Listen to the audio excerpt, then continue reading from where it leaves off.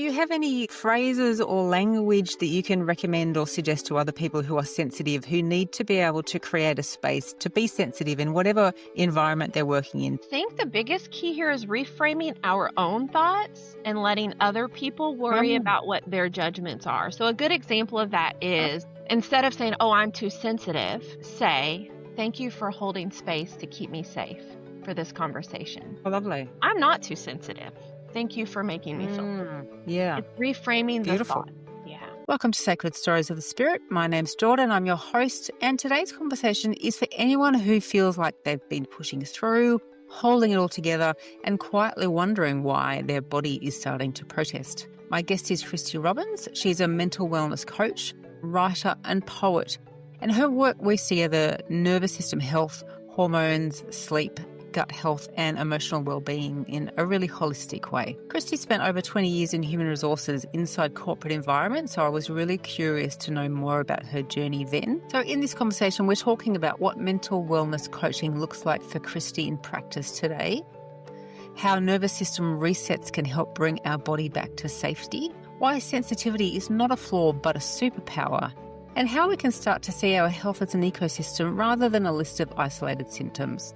So if you've ever felt like you're too sensitive or you need permission to rest, this is a great episode for you. Let's dive in. Well, Cristie, welcome. It's great to have you here on the podcast. Thanks for joining me. Thank you for having me, Jordan. Thank you so much. Tell me about being a mental wellness coach. It has become my life's calling, the life's calling that I didn't know existed. Okay, great. Yes. Right.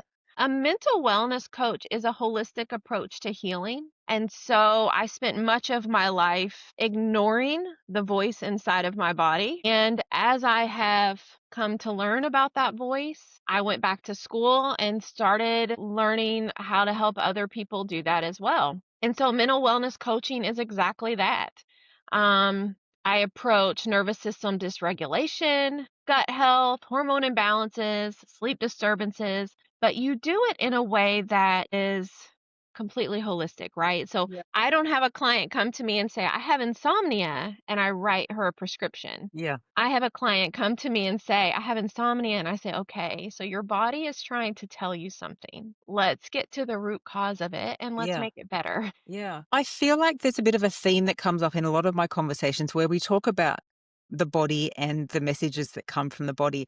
And I wonder what you think about maybe the idea that we've lost our ability to sense into the messages that are coming up from our body because we're used to hearing what our brain is thinking and Yeah. we are always attuned to those mental thoughts, but it's a little bit different to tune in and tap into the body. Do you think that's become something that we've become blocked from over time? I think we're getting sicker and more disconnected. We work more, we drink more, we watch more Yeah. TV. We Yeah. don't tune in Yeah. to our bodies. Yeah. Do you think that there's a fear of tuning into our bodies? Are we intentionally just distracting ourselves so we don't have to do that work? Both, both. I think there's a deep fear that we are broken because we have these Yes. feelings, that Ye something is wrong with us. But there's nothing wrong with us. They're normal, healthy, even when they hurt. Yeah. Yes. Yes. I think that there's something in that. I think that it feels true that we're kind of worried that we will turn up to feel all these feelings and turn up to a sense of being broken, and we just try and run away from that. And I think you're right. When we do stop and slow down and turn up and listen, it's not that we're broken. So it's our fears, I think, are not really valid there, is it? We aren't broken. We just need to listen. We are not broken. We just need to listen and connect and breathe, Jordan, and just breathe. Yes. Yes. Yes, I love that. So you've come from 20 years in HR and you've been, supporting personal transformation for a long time. But I'm really interested in the organizational landscape and our world of work. So what did you see over your career from human resources and a people perspective? What's changed in the world of work the most? I think we're seeing a wonderful transformation. When I started in HR 22 years ago, it was really a landscape of SOPs, policies, disciplinary Yes. action. I wasn't trained to see people as people. I was trained to see people as employees who serve a Yes. purpose for an organization, which is terrible. It's terrible. That said, it's changing. We are seeing wonderful changes in the landscape. We are seeing DEI programs, trauma-informed leadership going into place, companies Mm. initiating wellness programs. You have people who their whole job is creating wellness programs for employees today. We wouldn't have Yeah. seen that 20 years ago. Yes. It's phenomenal. Yeah. Can you tell me a little bit about trauma-informed leadership? Because I'm not sure I've kind of really tapped into what that looks like, but it sounds amazing. It is understanding that employees are people and that we have to question why. So if someone's absenteeism is an issue, it isn't, why are you absent so much? And let's write you up. It's Yeah. from a trauma-informed lens, it's Sally, what is happening? You were doing really Mm. well, and I see that there's been a slide back. What's going on? What are you Yeah. feeling? Yeah. It's a wonderful progression, and I really see in the next 15, 20 years that continuing. Yes. Yes. Amazing. Amazing. So in your journey, you've moved from HR professional to mental wellness coach, and you're also an author and a poet. Yeah. So tell me about Scars Like Constellations. I mean, the name itself is incredible. So let's start there. Well, okay, so the name probably doesn't come from a wonderful place, if truth be told, but Yep. it is part of my journey. So Mm. this book began in 1998 when my brother took his own life. Oh, I'm And sorry so in about that. 1998, my brother committed suicide. Mm. And in his suicide note, he wrote, I love you. I'll see you in the stars. And that became my book title because what I have learned through my Wow. years of seasons, my years of ups and downs, falling apart, rebuilding, is that when you trace it all together, it can be beautiful. It's a map of healing, it's a reckoning, Yes. it's a journey. So that is where the title came Yes. from. Okay. And Yes. I started writing for that book And what in 1998, literally. and what was the journey of writing? Was it bit by bit, a slow journey that kind of weaved its way through different parts of your life? Yes, I never dreamed that I would publish a book from these writings. Yes. I wrote from pain. I wrote from intense passion and joy, moments when I Yeah. couldn't contain it. Never dreamed I would share it with others, but I Yes. started this year with the intention of sharing this book and creating chapters out of my writings. And so I did, and here it is. I did it. I shared it You with did it. everyone. It was I terrifying. was just about to say, what is the journey of being ready to share such deep work? Did you have to go through a process of, you know, preparing yourself to be able to do that? I think that journey happened over the last 2 years when I finally came to a place that I was good with Cristie. And Yes. I wasn't worried about what other people thought when they read that book. I thought it might empower other people who are going through Yes. something similar. Yes. And I just wasn't connected to validation from others. So I let it go. That's a big leap, isn't it? It's a wonderful thing to be in a position to say. Terrifying. Yes. Yeah. Yes. This coming from the person who was afraid that everyone was judging me and I wasn't good enough Yeah. at anything. Yeah. Amazing. Congratulations. Thank you so much. Well, I hope you're enjoying the second series of Sacred Stories of the Spirit. This season, conversations traverse change, identity, and belonging, and they ask us how to live with more integrity, more courage, and more connection, both to ourselves and each other. Together, we're looking at what it means to live story as practice, to let story guide our healing, our growth, and our understanding of what's possible in the day-to-day. Stay with us as we journey through the landscapes of courage, authenticity, and transformation. So, what is one practice that's changed your life? Nervous system resets Tell me has about that. changed my life. I used to believe that physical reactions were weakness, were signs that there was something in me not responding the way they were supposed to respond. What I have learned through my journey, through growth, is that they are signals. And there will always be stress. Yes. The magic is that we are able to recover from it. So for me, nervous system resets have been life altering. And so what I mean by that are breathing tapping, meditation, Yes. bringing my body back to safety when I feel Yes. overwhelmed. Yes. I love that idea of bringing the body back to safety. So, can you talk to me about tapping? What is tapping's role there from your perspective? Tapping is a wonderful way to bring your body back. So have you ever utilized that, Jordan? You I have. have? I have. And so it's literally just tapping, closing your eyes, feeling the feelings, touching the body, and it's bringing your mind back to where you are. It's not that Yes. email you just got. It's not the meeting you have tomorrow. It's Yes. I'm right here and everything's Yeah. okay. Everything's I love that. okay. Do you know what the thing that comes to mind when you say that is when you explain it that like that, it sounds very gentle and very beautiful, and I think that it can be. But I probably wasn't as prepared as I may have been for sitting with the stuff that came up. Yes. So what tips can you give to people who do this kind of work? How can they prepare for the fact that when we start tuning into our body will start speaking to us, but we need to we need to be ready for it. I think you have to look at it from the framework of acceptance. Just acceptance. Feel it, breathe it. There's nothing wrong with you. Every thought and feeling you're having is a feeling your neighbor has felt, Yeah. your partner has felt, your Yes. child has felt. Yeah. It's completely normal and healthy. Cry if you need to. It lowers your cortisol anyway. Yeah. Breathe, cry, scream, seek out help, therapy, if you need Yeah. someone to help you talk through those deeper things that you can't put into a framework, all of Yeah. that is okay. So, if we were to talk about, the 5 things that you can do once you start sitting with your body and your emotions and I suppose we don't want to get into overwhelm, and I think that's one of the things that people also fear when I sit down and when I turn up to my life, really, I will get overwhelmed. Yeah.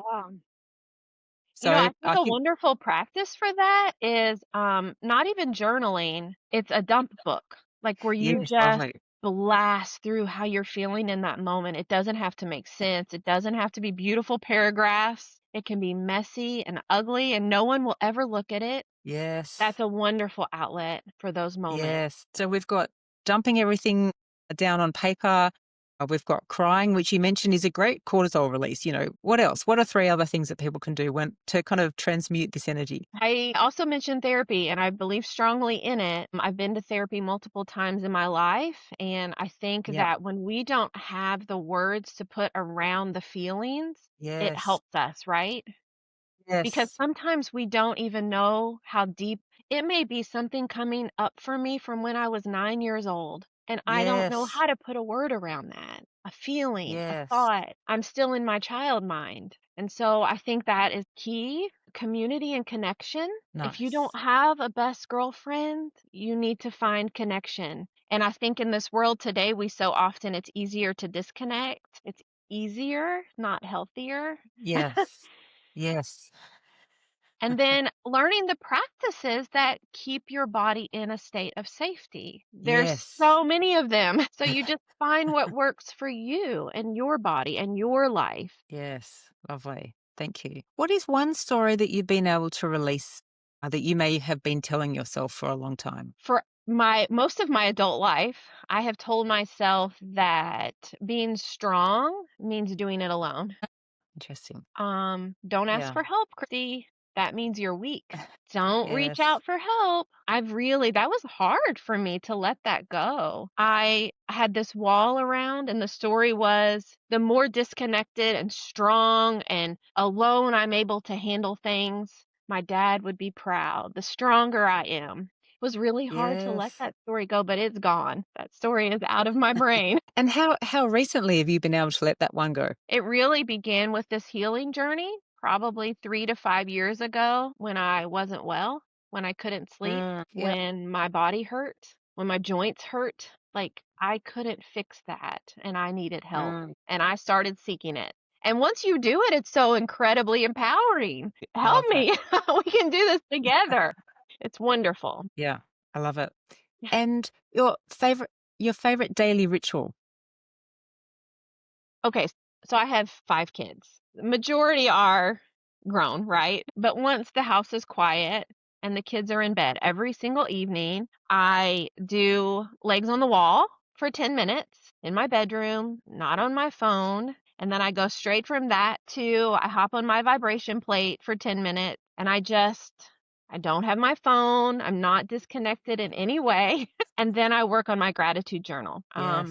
That whole process probably takes less than 30 minutes. Yes. Tell me about your vibration plate. I haven't heard that term before, so I'm assuming it's like is it like Yes. a wobble board or something? It is. It literally vibrates your whole body and it will move the lymphatic system. It will help you. Yeah. So it's just a wonderful decompression at the end of the day, particularly for those of us who sit, for our work. Yes. Let's get all that going in our body before we lay down to bed. Yeah. I love that. Yeah. Mhm. Great. And what's your favorite place to be on any given day? My kitchen. At the Oh, end of the day, I'm not because I love to cook. I do not. I am not a cook. Jordan, I will never be a cook. My husband does most of the cooking, thank God. But my kitchen, because everyone's busy, and at the end of the day, we come together for dinner most of the time. Most of us are here, yep. and we talk. There's often music playing. The kids are teasing each other and laughing, and it just fills my bucket. It's my Yeah. favorite place to be. Amazing. Yeah. I love it. Thank you. Lastly, what is the most surprising thing that mental wellness coaching has taught you about yourself? That my sensitivity is my superpower. Interesting. I just got off a conversation with another guest who said literally exactly the same thing, word for word. My sensitivity is my superpower. It must be the thing that we all need to learn at the moment. Yeah, we're given this narrative that it's weakness or to push it down, Yes. but we learn from that and we rise from it and it makes us more connected and empathetic and powerful. Yes. That's what I have learned. I'm interested to know, and I guess because you've spent so much of your career in HR and I'm assuming in the world of work and corporate landscapes and organizations. Do you think we're getting better at creating space for sensitive people? Because as a sensitive person myself, I know it can be hard in the world of work to not feel like you have to gravitate to the extroversion, to the being amongst lots of things all the time. I think it's getting better. I have primarily worked in corporate positions surrounded by men. And as a Yes. woman, you're expected to get in your masculine space Yes. and show up that way. But that is not who I am. And so I think that landscape is changing. And I think it's wonderful that it's changing, but it's slow. It's Yeah. slow. Yeah. Do you have any phrases or language that you can recommend or suggest to other people who are sensitive, who need to be able to create a space to be sensitive in whatever environment they're working in, to be able to share with people that's something that they may need help with? I think the biggest key here is reframing our own thoughts and letting other people worry Mm. about what their judgments are. So, a good example of that Oh, is instead of saying, "Oh, I'm too sensitive," say, "Thank you for holding space to keep me safe for this conversation. lovely. I'm not too sensitive. Thank you for making me feel safe." Yeah. It's reframing the Beautiful. thought. Yeah. Yeah. Yeah. I love that. Thank you very much. If you're new to Sacred Stories of the Spirit, you might like to go back and listen to Series 1 of the podcast, Where the Journey Began. In this first series, we explore the transformative power of story and how the act of sharing, reflecting, and reframing our experiences can help us make sense of who we are. So if you haven't already, I invite you to take a listen, and hopefully you'll find something in each episode that's timeless, whether it's an insight, a question, or just a moment of recognition and reflection. Enjoy. No. So let's talk about origin stories. So we do talk about origin stories a lot on the podcast. We talk about how we inherit them, internalize them, and eventually outgrow them. How do you think storytelling is a medicine in coaching? I think that storytelling allows us to make sense of who we are. It takes away the shame. It can take away the parts that are hidden. It allows women to begin to reclaim a narrative. So basically it's not something that's happening to her anymore. It is my story Yeah. and I claim it and I own it and it doesn't have power over me. Yes. Interesting. Do you think that we're getting better in the landscape of shame? It's such a hidden thing, and sometimes we don't even realize we're feeling it. I think shame is such a tricky thing to identify, to be able to extract from ourselves enough to be able to see it and look at it really clearly. I mean, how do you take women through that process? Gosh, shame is that dirty little word, right? We're not supposed to feel shame, but it has a wonderful place in society. It has an important place in ethics and morality and giving us a compass, a trajectory to grow. I think where it becomes deeply rooted is when we try to hold it in. We don't want to tell anyone about our shame. We don't want to tell anyone about something that happened to us. And so we hold this story in, and that's where it begins to have power over us. I don't know if I answered your question, but I find shame to be one of the most deeply rooted challenges with women that I work with. Yes, yes. And look, to me, I wonder if it's also because, shame can be used as a power move as well. We can be shamed into moving away from certain behaviors or discussions and narratives. So I think even being able to recognize that actually we've been encouraged to feel shame in order to behave a certain way. I mean, Oh, that's a yes. it's a whole big thing in and of itself. Yes, I could not agree more. I think that brings up a wonderful point. There is Ah, a lot of power and control in keeping us in a place of darkness. yeah, yeah. What do you find the most joyful part of your coaching work with women? I love my job. I love it. I I see myself in women that I work with. Yeah. I am human, right? Nothing is alien to me. Yes. The most joyful thing is watching them go from a dullness, helping women remember the sound of their laughter. It's a beautiful thing. Yes. I love it. So when you come Amazing. to the end of 3 months and we spend all this time together and it's a journey of crying and talking and changing mindset, what we Yeah. eat, how we feed our body, how we nourish it, and then seeing women joyfully walk away from me with the tools they need to continue, Yeah. hands down beautiful. Yeah. Amazing. Why do you think so many women actually really get to the point of a breaking point before they're ready to release old stories or to feel like they've got permission to rewrite their own story? Well, I think it's because we are praised. We are praised for Yeah. over functioning, right? We are praised for Yes. self abandonment. We are praised for being martyrs. We've been It's taught crazy. to perform wellness, not to feel whole. It's like we have to have permission to rest. It is a very common thing that comes up in coaching. Women feel it's a trauma response. Women feel like I'm not allowed to sit and rest in my body. I'm not worthy if I'm not over functioning for you. It's bizarre, but I It's felt it too. So there's no judgment in this conversation. Hey, in yeah. my first marriage, I was married to a narcissist, abusive. I didn't know it. I didn't have the words around that. I didn't Okay. understand Yeah. that's what was happening. Yeah. But if I was sitting and he would walk, I would immediately get up and start doing things because I felt like, "Oh my Oh, gosh, I'm doing something wrong." yeah. It's a very common theme in women that I coach. Yes. Yes. So when we talk about this aloud, it seems crazy. It seems crazy that this is what's stopping women from pulling up earlier, I imagine. Absolutely. It's all cyclical, which is why it's so important to have connection beyond you when you're learning the journey because you need counsel to talk you through so that you Yes. don't stay in that circle. Yeah.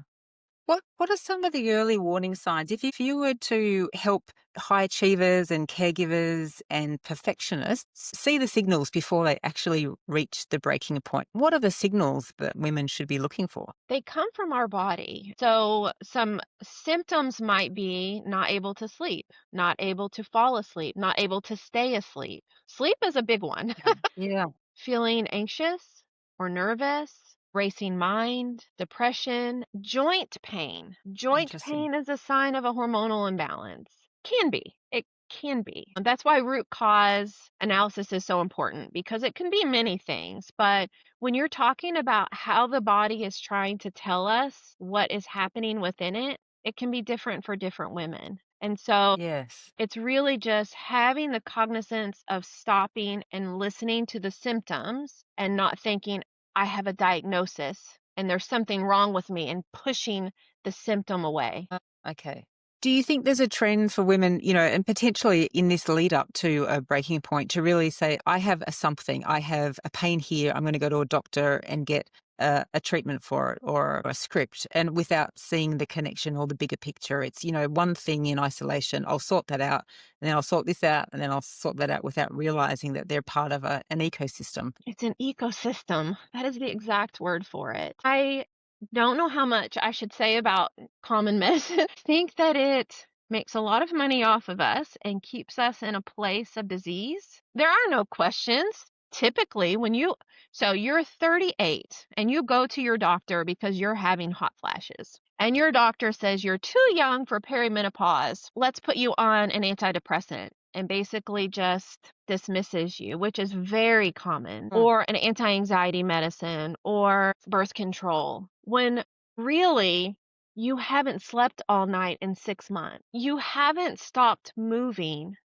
in 2 years. Yeah. And the doctor doesn't say, what are you eating? Yeah. How are you sleeping? What are your thoughts at night when it's Yeah. quiet? Yeah.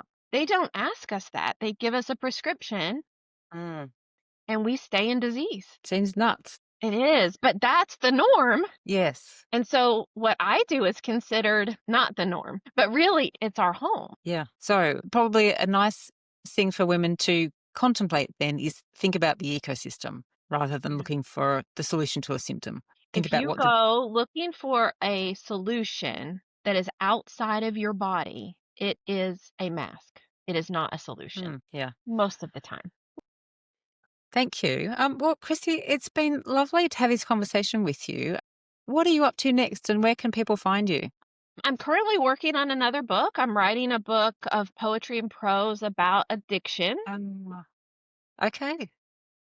I am actively coaching, so you can find Yes. me on Instagram, Cristie.Robbins. My Yeah. website is thewellnessblueprint.org, so you're able to access my programming there and what I do and connect with me. Send me a message. Let's talk. Yeah, I'm Perfect. excited. I'd be excited to talk with anyone who is seeking one-on-one coaching or really just Yeah. wants to talk about the landscape of health and wellness. Yeah. Perfect. Lovely. Well, thank you, Cristie, for the conversation. It's been amazing. Thank you so much, Jordan. Welcome to another episode of Sacred Stories of the Spirit. Today's episode is a powerful exploration of awakening, intuition, and what happens when our worldview is turned completely inside out. My name's Jordan, and my guest is Ray Catania, coach, author, and bridge builder between science and spirituality. Ray's journey began in an unexpected and life-altering way when, at 20 years old, he suffered carbon monoxide poisoning during a house fire. And he found himself outside of his body, looking down at his own unconscious form. So if you've ever had an experience that you couldn't explain, or if you're interested in what sits at the intersection of science, consciousness, and personal transformation, then this episode will be a great one for you. Let's jump in.